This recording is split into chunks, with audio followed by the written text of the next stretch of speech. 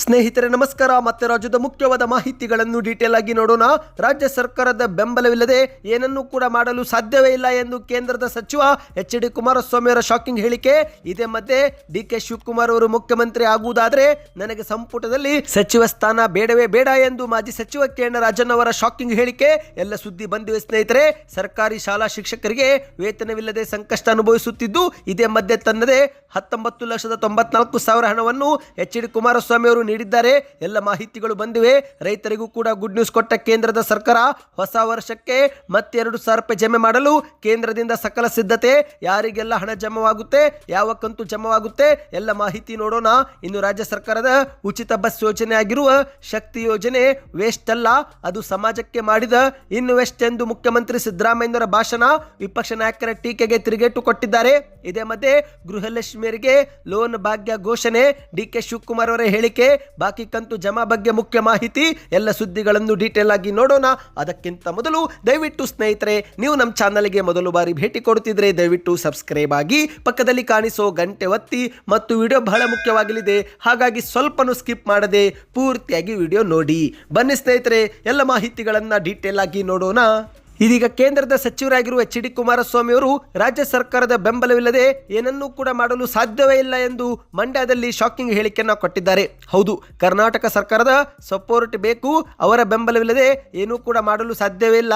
ಯಾಕಂದರೆ ಕಳೆದ 1 ವರ್ಷದಿಂದ ಮಂಡ್ಯ ಜಿಲ್ಲೆಯಲ್ಲಿ ಕೈಗಾರಿಕೆ ಸ್ಥಾಪನೆ ಮಾಡಲು ಜಾಗ ಹುಡುಕಲು ನಾನು ಜಿಲ್ಲಾಧಿಕಾರಿಗಳಿಗೆ ಹೇಳುತ್ತಿದ್ದೇನೆ, ಆದರೆ ಇನ್ನೂ ಕೂಡ ಜಾಗವೇ ಸಿಕ್ಕಿಲ್ಲ ಎಂದು ಕೇಂದ್ರದ ಕಬ್ಬಿಣ ಮತ್ತು ಉಕ್ಕು ಖಾತೆ ಸಚಿವ ಕುಮಾರಸ್ವಾಮಿ ಅವರು ಹೇಳಿಕೆಯನ್ನು ಕೊಟ್ಟಿದ್ದಾರೆ. ಹೌದು, ಮಂಡ್ಯದ ವಿಸಿ ಫಾರಂನಲ್ಲಿ ನಡೆಯುತ್ತಿರುವ ಕೃಷಿ ಮೇಳದಲ್ಲಿ ಪಾಲ್ಗೊಂಡು ವೇದಿಕೆ ಮೇಲೆ ಭಾಷಣ ಮಾಡಿದ್ದಾರೆ.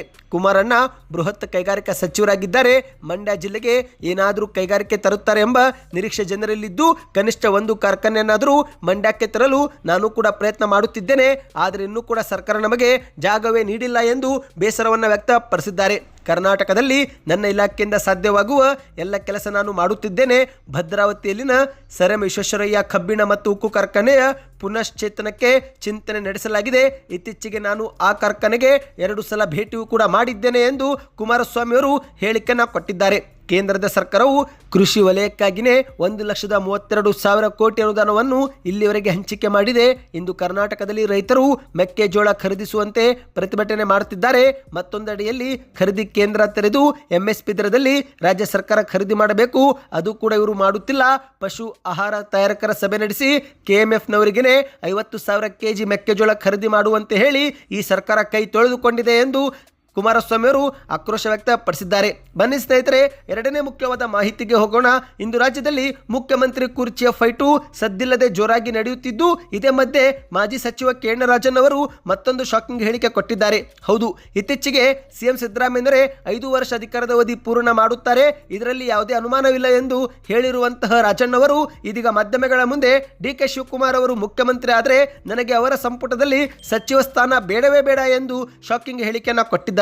ಹೌದು ಗೆಳೆಯರೆ, ಡಿ.ಕೆ. ಶಿವಕುಮಾರ್ ಮುಖ್ಯಮಂತ್ರಿ ಆದರೆ ನನಗೆ ಸಂಪುಟದಲ್ಲಿ ಸಚಿವ ಸ್ಥಾನ ನೀಡುವುದಾದರೆ ನನಗೆ ಅದು ಬೇಡವೇ ಬೇಡ ಎಂದು ಮಾಜಿ ಸಚಿವ ಕೆ.ಎನ್. ರಾಜಣ್ಣವರು ಮಾಧ್ಯಮಗಳ ಮುಂದೆ ಶಾಕಿಂಗ್ ಹೇಳಿಕೆಯನ್ನು ಕೊಟ್ಟಿದ್ದಾರೆ. ಹೌದು ಸ್ನೇಹಿತರೆ, ಡಿ.ಕೆ. ಶಿವಕುಮಾರ್ ಅವರ ಸಂಪುಟದಲ್ಲಿ ನನಗೆ ಏನಾದರೂ ಸ್ಥಾನ ಕೊಟ್ಟರೆ ಅದು ಬೇಡವೇ ಬೇಡ, ನನಗೆ ಕೊಡೋ ಬದಲು ಮತ್ತೊಬ್ಬರಿಗೆ ಅವಕಾಶ ಮಾಡಿಕೊಡಲಿ, ಹಾಗಂತ ನಾನು ಡಿ.ಕೆ. ಶಿವಕುಮಾರ್ ಅವರೇ ಸಿಎಂ ಆಗಿಬಿಡ್ತಾರೆ ಎಂದು ಹೇಳುತ್ತಿಲ್ಲ ಎಂದು ಮಾಧ್ಯಮಗಳ ಮುಂದೆ ತಿಳಿಸಿದ್ದಾರೆ. ನಾನು ಮೊದಲೇ ಹೇಳಿದ್ದೇನೆ, ಡಿ.ಕೆ. ಶಿವಕುಮಾರ್ ಅವರು ಸಿಎಂ ಆದರೆ ಅವರ ಸಂಪುಟದಲ್ಲಿ ನಾನು ಸಚಿವನೇ ಆಗೋದಿಲ್ಲ.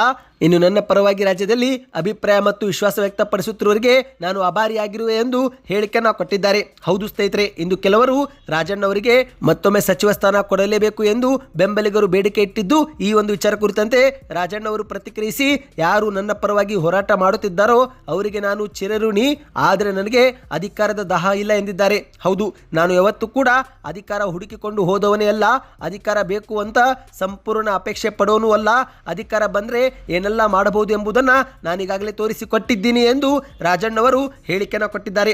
ಬನ್ನಿ ಸ್ನೇಹಿತರೆ, ಮತ್ತೊಂದು ಮುಖ್ಯವಾದ ಮಾಹಿತಿಗೆ ಹೋಗೋಣ. ಅದಕ್ಕಿಂತ ಮೊದಲು ಇದುವರೆಗೆ ನೀವು ವಿಡಿಯೋಗೆ ಲೈಕ್ ಮಾಡಿಲ್ಲವೆಂದರೆ ದಯವಿಟ್ಟು ವಿಡಿಯೋಗೆ ಲೈಕ್ ಕೂಡ ಮಾಡಿ. ಇದೀಗ ಮಂಡ್ಯದ ಸರ್ಕಾರಿ ಶಾಲಾ ಶಿಕ್ಷಕರು ವೇತನವಿಲ್ಲದೆ ಸಂಕಷ್ಟ ಅನುಭವಿಸುತ್ತಿದ್ದು, ಇದೇ ಮಧ್ಯೆ ಎಚ್ ಡಿ ಕುಮಾರಸ್ವಾಮಿ ಅವರು 19,94,200 ರೂಪಾಯಿಯ ಚೆಕ್ ಅನ್ನ ದಾನವಾಗಿ ಕೊಟ್ಟಿದ್ದಾರೆ. ಹೌದು ಗೆಳೆಯರೆ, ಸುಮಾರು 15 ತಿಂಗಳಿನಿಂದ ವೇತನ ಸಿಗದೆ ತೀವ್ರ ನಷ್ಟ ಸಂಕಷ್ಟಕ್ಕೆ ಸಿಲುಕಿದ್ದಂತ ಮಂಡ್ಯದ ಮೈಶುಗರ್ ಶಾಲೆಯ ಶಿಕ್ಷಕರ ಬಾಕಿ ವೇತನಕ್ಕಾಗಿ ಕೇಂದ್ರದ ಸಚಿವ ಎಚ್ ಡಿ ಕುಮಾರಸ್ವಾಮಿ ಅವರು ತಮ್ಮ ಸಂಸದರ ವೇತನವನ್ನೇ ದಾನವಾಗಿ ನೀಡಿದ್ದಾರೆ. ಹೌದು, ಈ ಒಂದು ಹಿಂದೆ ಮೊದಲೇ ಭರವಸೆ ನೀಡಿದಂತೆ ಶನಿವಾರ ಶಾಲೆಗೆ ಭೇಟಿ ಕೊಟ್ಟಂತ ಇವರು 19,94,200 ರೂಪಾಯಿ ಮೊತ್ತದ ಚೆಕ್ ಒಂದನ್ನ ಶಾಲೆಯ ಆಡಳಿತ ಮಂಡಳಿಗೆ ಹಸ್ತಾಂತರ ಮಾಡಿದ್ದಾರೆ. ನೀವು ಸ್ಕ್ರೀನ್ ಮೇಲೆ ಆ ಒಂದು ದೃಶ್ಯವು ಕೂಡ ನೋಡ್ತಿರಬಹುದು ಸ್ನೇಹಿತರೆ. ಹೌದು, ಮಾಧ್ಯಮಗಳ ಮುಂದೆ ನಂತರ ಮಾತನಾಡಿದಂಥ ಕುಮಾರಸ್ವಾಮಿ ಅವರು, ವೇತನವಿಲ್ಲದೆ ಕೆಲಸ ಮಾಡುವುದು ತುಂಬಾ ಕಷ್ಟ, ನಿಮ್ಮ ನೋವು ನನಗೆ ಅರ್ಥವಾಗಿದೆ, ಅದಕ್ಕಾಗಿಯೇ ನಾನು ನಿಮ್ಮ ಕಷ್ಟಕ್ಕೆ ಸ್ಪಂದಿಸುತ್ತಿದ್ದೇನೆ, ನಾನು ಮಾತು ಕೊಟ್ಟಿದ್ದೆ, ನಿಮ್ಮ ಮಾತು ನಾನು ಉಳಿಸಿಕೊಂಡಿದ್ದೇನೆ ಎಂದು ಮಾಧ್ಯಮಗಳ ಮುಂದೆ ತಿಳಿಸಿದ್ದಾರೆ. ಸ್ನೇಹಿತರೆ, ಬನ್ನಿ ಮತ್ತೊಂದು ಮುಖ್ಯವಾದ ಮಾಹಿತಿಗೂ ಹೋಗೋಣ. ಅದಕ್ಕಿಂತ ಮೊದಲು ನೀವು ಕೂಡ ರೈತರಾಗಿದ್ದರೆ ಕಮೆಂಟ್ ನಲ್ಲಿ ಗುಡ್ ನ್ಯೂಸ್ ಎಂದು ಕಮೆಂಟ್ ಮಾಡಿ. ಹೌದು, ಹೊಸ ವರ್ಷಕ್ಕೆ ರೈತರ ಬ್ಯಾಂಕ್ ಖಾತೆಗೆ ಮತ್ತೆ 2,000 ರೂಪಾಯಿ ಜಮೆ ಆಗುವ ನಿರೀಕ್ಷೆ ಇದೆ. ಕೇಂದ್ರ ಸರ್ಕಾರದ ಮಹತ್ವಾಕಾಂಕ್ಷಿ ಯೋಜನೆಯಲ್ಲಿ ಒಂದಾಗಿರುವ ಕಿಸಾನ್ ಸಮ್ಮಾನ್ ಯೋಜನೆಯ 22ನೇ ಕಂತನ್ನ ರೈತರಿಗೆ ಶೀಘ್ರವೇ ಜಮೆ ಮಾಡಲಾಗುವುದು ಎಂದು ಹೇಳಲಾಗಿದೆ. ಸ್ನೇಹಿತರೆ, ಇಲ್ಲಿವರೆಗೆ 21 ಕಂತು ಜಮಾ ಮಾಡಿರುವ ಸರ್ಕಾರ ಇದೀಗ ಹೊಸ ವರ್ಷ 2026 ಜನವರಿ ತಿಂಗಳಲ್ಲಿ 22ನೇ ಕಂತು ಸಹ ಜಮೆ ಮಾಡಬಹುದು ಎಂದು ಹೇಳಲಾಗಿದೆ. ಹೌದು, ಇತ್ತೀಚೆಗೆ ನವೆಂಬರ್ ತಿಂಗಳಲ್ಲಿ 21ನೇ ಕಂತನ್ನ ಬ್ಯಾಂಕ್ ಖಾತೆಗೆ ಜಮಾ ಮಾಡಲಾಗಿದೆ. ಸ್ನೇಹಿತರೆ, ನಿಮ್ಮ ಬ್ಯಾಂಕ್ ಖಾತೆಗೆ ಆ ಒಂದು ಕಂತು ಜಮಾವಾಯ್ತಾ? ಕಮೆಂಟ್ ನಲ್ಲಿ ಎಸ್ ಅಥವಾ ನೋ ಎಂದು ಕಮೆಂಟ್ ಮಾಡಿ. ಹೌದು ಸ್ನೇಹಿತರೆ, ಕೇಂದ್ರದ ಸರ್ಕಾರ 2025ರಲ್ಲಿ 3 ಕಂತುಗಳನ್ನು ಜಮಾ ಮಾಡಿದೆ.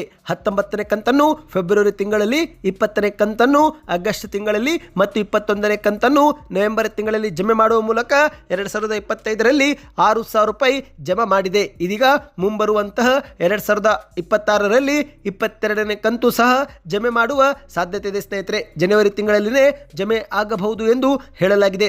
ಅಂದ ಹಾಗೆ ನಿಮ್ಮ ಬ್ಯಾಂಕ್ ಖಾತೆಗೆ ನವೆಂಬರ್ ತಿಂಗಳಲ್ಲಿ 2,000 ರೂಪಾಯಿ ಜಮಾವಾಗಿಲ್ಲವೆಂದರೆ ಕಮೆಂಟ್ ನಲ್ಲಿ ಎಸ್ ಅಥವಾ ನೋ ಎಂದು ಕಮೆಂಟ್ ಮಾಡಿ. ಸ್ನೇಹಿತರೆ, ನೀವು ಏನು ಮಾಡಬೇಕು ಎಂಬ ಮಾಹಿತಿ ತಂದು ಕೊಡುತ್ತೇವೆ.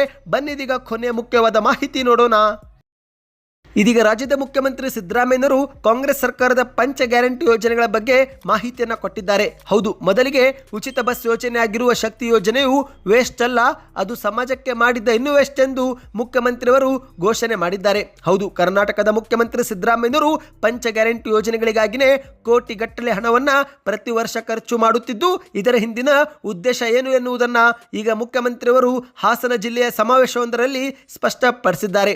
ಹೌದು ಗೆಳೆಯರೆ, ಕಾಂಗ್ರೆಸ್ ಸರ್ಕಾರ ಜಾರಿಗೆ ತಂದಿರುವ ಪಂಚ ಗ್ಯಾರಂಟಿ ಯೋಜನೆಗಳು ಸಮಾನತೆಯನ್ನು ಸಮಾಜದಲ್ಲಿ ತರುವುದಕ್ಕಾಗಿ ಮತ್ತು ಬಡವರನ್ನು ಆರ್ಥಿಕವಾಗಿ ಸದೃಢ ಮಾಡಲು ಎಂದು ಮುಖ್ಯಮಂತ್ರಿಯವರು ಹೇಳಿಕೆಯನ್ನು ಕೊಟ್ಟಿದ್ದಾರೆ. ಹೌದು ಗೆಳೆಯರೆ, ಹಾಸನದಲ್ಲಿ ನಡೆದಂತ ಸಮಾವೇಶವೊಂದರಲ್ಲಿ ಮೊದಲಿಗೆ ಮಾತನಾಡಿದಂತ ಸಿದ್ದರಾಮಯ್ಯನವರು, ಕೇವಲ 1 ವರ್ಷದೊಳಗೇನೆ ನಮ್ಮ ಸರ್ಕಾರ ಪಂಚ ಗ್ಯಾರಂಟಿ ಯೋಜನೆಗಳನ್ನ ಯಶಸ್ವಿಯಾಗಿ ಜಾರಿಗೆ ಮಾಡಿಕೊಟ್ಟಿದೆ. ಕೊಟ್ಟ ಮಾತಿನಂತೆ ನಡೆದುಕೊಂಡ ಸರ್ಕಾರ ಇತಿಹಾಸದಲ್ಲಿ ಯಾವುದಾದ್ರೂ ಇದ್ರೆ ಅದು ನಮ್ಮ ಕಾಂಗ್ರೆಸ್ ಸರ್ಕಾರ ಎಂದು ಮುಖ್ಯಮಂತ್ರಿಯವರು ಘೋಷಣೆ ಮಾಡಿದ್ದಾರೆ. ಇಂದು ಉಚಿತ ಬಸ್ ಯೋಜನೆ ಆಗಿರುವ ಶಕ್ತಿ ಯೋಜನೆಯು ವ್ಯರ್ಥ ಎಂದು ಕೆಲವರು ಟೀಕಿಸುತ್ತಿದ್ದಾರೆ. ಆದರೆ ಇಷ್ಟು ದೊಡ್ಡ ಮೊತ್ತದ ಹಣ ಸುಮ್ಮನೆ ಖರ್ಚು ಮಾಡಲು ನಾವು ದಡ್ಡರಲ್ಲ. 1 ಲಕ್ಷ ಕೋಟಿ ರೂಪಾಯಿಗಿಂತಲೂ ಹೆಚ್ಚು ಹಣ ನಾವು ಇಂದು ಖರ್ಚು ಮಾಡುತ್ತಿದ್ದು, ಇದರಿಂದ ಸಮಾಜದಲ್ಲಿ ಸಮಾನತೆ ತರಲು ಸಾಧ್ಯವಾಗಿದೆ ಮತ್ತು ಬಡವರಿಗೆ ಇದು ನೆರವಾಗುತ್ತಿದೆ ಎಂದು ಸಿದ್ದರಾಮಯ್ಯನವರು ಹೇಳಿಕೆ ಕೊಟ್ಟಿದ್ದಾರೆ. ಅಂದ ಹಾಗೆ ಸ್ನೇಹಿತರೆ, ಗೃಹಲಕ್ಷ್ಮಿಯರಿಗೆ ಇನ್ನು ಮುಂದೆ ಲೋನ್ ಭಾಗ್ಯವು ಕೂಡ ಸಿಗಲಿದೆ ಎಂದು ಘೋಷಣೆ ಮಾಡಲಾಗಿದೆ. ಹೌದು, ಇದೇ ಮಧ್ಯೆ ಅಧ್ಯಕ್ಷತೆ ವಹಿಸಿ ಮಾತನಾಡಿದಂತ ಲಕ್ಷ್ಮೀ ಹೆಬ್ಬಾಳ್ಕರ್ ಅವರು, ಈಗ ನಾವು ಮಹಿಳೆಯರಿಗೆ ಇಷ್ಟು ತಿಂಗಳು ಪ್ರತಿ ತಿಂಗಳು 2,000 ರೂಪಾಯಿ ಜಮೆ ಮಾಡುತ್ತಿದ್ದೆವು, ಆದರೆ ಇನ್ನು ಮುಂದೆ ಮಹಿಳೆಯರಿಗೆ ಕಡಿಮೆ ಬಡ್ಡಿ ದರದಲ್ಲಿ 30,000ದಿಂದ ಆರಂಭವಾಗಿ 3 ಲಕ್ಷದವರೆಗೆ ವೈಯಕ್ತಿಕ ಸಾಲವು ಕೂಡ ಕೊಡುತ್ತೇವೆ ಎಂದು ಲಕ್ಷ್ಮೀ ಹೆಬ್ಬಾಳ್ಕರ್ ಅವರು ಹೇಳಿಕೆ ಕೊಟ್ಟಿದ್ದಾರೆ. ಅಷ್ಟು ಮಾತ್ರವಲ್ಲ, ಈ ಒಂದು ಸಾಲದ ಮೊತ್ತವನ್ನ 3 ಲಕ್ಷದಿಂದ 6 ಲಕ್ಷಕ್ಕೆ ಹೆಚ್ಚಿಗೆ ಮಾಡುವಂತೆ ರಾಷ್ಟ್ರೀಕೃತ ಬ್ಯಾಂಕುಗಳಿಗೆ ಮನವಿ ಕೂಡ ಮಾಡಲಾಗಿದೆ.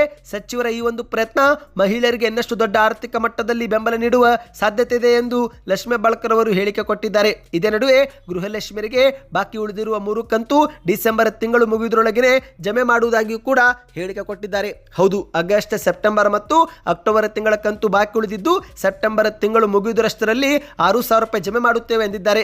ಇನ್ನು ಇದೇ ನಡುವೆ ಡಿ.ಕೆ. ಶಿವಕುಮಾರ್ ಅವರು ಕೂಡ ಮಾತನಾಡಿದ್ದು, ಮಹಿಳೆಯರ ಪರವಾಗಿ ಚಿಂತನೆ ಮಾಡಿರುವ ಸರ್ಕಾರವಿದ್ರೆ ಅದು ನಮ್ಮ ಸರ್ಕಾರ ಮಾತ್ರ ಎಂದು ಡಿ.ಕೆ. ಶಿವಕುಮಾರ್ ಅವರು ಹೇಳಿಕೆ ಕೊಟ್ಟಿದ್ದಾರೆ. ಇದೇ ವೇಳೆ ಮತ್ತೆ ಮುಂದುವರೆದು ಮಾತನಾಡಿ, ಮಹಿಳೆಯರು ಉಪಕಾರದ ಸ್ಮರಣೆ ಇಟ್ಟುಕೊಂಡಿರುತ್ತಾರೆ, ಅವರು ತಾಯಿ ಹೃದಯದವರು, ಸಹಾಯ ಮಾಡಿದವರನ್ನ ಎಂದಿಗೂ ಕೂಡ ಸ್ಮರಿಸುತ್ತಾರೆ. ಕೊಟ್ಟಿದ್ದಾರೆ. ಅದಕ್ಕಾಗಿಯೇ ನಾವು ಮಹಿಳೆಯರಿಗೆ ಯೋಜನೆಗಳನ್ನು ಜಾರಿಗೆ ತಂದಿದ್ದೇವೆ ಎಂದು ಡಿಸಿಎಂ ಡಿ.ಕೆ. ಶಿವಕುಮಾರ್ ಅವರು ಹೇಳಿಕೆ ಕೊಟ್ಟಿದ್ದಾರೆ. ನಾನು ಮತ್ತು ಸಿದ್ದರಾಮಯ್ಯ ನಮ್ಮ ಪಕ್ಷದ ಪ್ರಣಾಳಿಕೆಯಲ್ಲಿ ಮೊದಲು ಜಾರಿಗೆ ತಂದಿದ್ದೆ ಮಹಿಳೆಯರಿಗೆ ಘೋಷಣೆ ಮಾಡಲಾಗಿರುವ ಗೃಹಲಕ್ಷ್ಮಿ, ಗೃಹಜ್ಯೋತಿ ಮತ್ತು ಶಕ್ತಿ ಯೋಜನೆ ಎಂದು ಹೇಳಿಕೆ ಕೊಟ್ಟಿದ್ದಾರೆ. ಇಂದು ನಿಮಗೆ 200 ಯೂನಿಟ್ ವರೆಗೆ ಉಚಿತ ವಿದ್ಯುತ್ ಸಿಗುತ್ತಿಲ್ಲವೇ? ಮಹಿಳೆಯರು ಉಚಿತವಾಗಿ ಬಸ್ ಪ್ರಯಾಣ ಮಾಡುತ್ತಿಲ್ಲವೇ? ನಿಮಗೆ ಪ್ರತಿ ತಿಂಗಳು 2,000 ರೂಪಾಯಿ ಜಮೆ ಆಗುತ್ತಿಲ್ಲವೇ ಎಂದು ಹೇಳಿಕೆಯನ್ನು ಕೊಟ್ಟಿದ್ದಾರೆ. ಮಹಿಳಾ ಸಬಲೀಕರಣ ವಿಚಾರದಲ್ಲಿ ಇಡೀ ದೇಶದಲ್ಲಿ ನಾವು ಭದ್ರ ಅಡಿಪಾಯ ಮೊದಲೇ ಹಾಕಿದ್ದೇವೆ ಎಂದು ಹೇಳಿಕೆಯನ್ನು ಕೊಟ್ಟಿದ್ದಾರೆ. ಸ್ನೇಹಿತರೆ, ಸದ್ಯಕ್ಕೆ ಎಷ್ಟೇ ಇತ್ತು ನಿಮ್ಮ ಬ್ಯಾಂಕ್ ಖಾತೆಗೆ ನವೆಂಬರ್ ತಿಂಗಳಲ್ಲಿ 2,000 ರೂಪಾಯಿ ಜಮಾವಾಯ್ತಾ ಆಗಿಲ್ವಾ ಕಮೆಂಟ್ ಮಾಡ್ತಾ ಮಾಹಿತಿ ಇಷ್ಟವೆನಿಸಿದರೆ ವಿಡಿಯೋಗೆ ಲೈಕ್ ಮಾಡಿ, ಚಾನಲ್ಗೆ ಸಬ್ಸ್ಕ್ರೈಬ್ ಆಗಿ.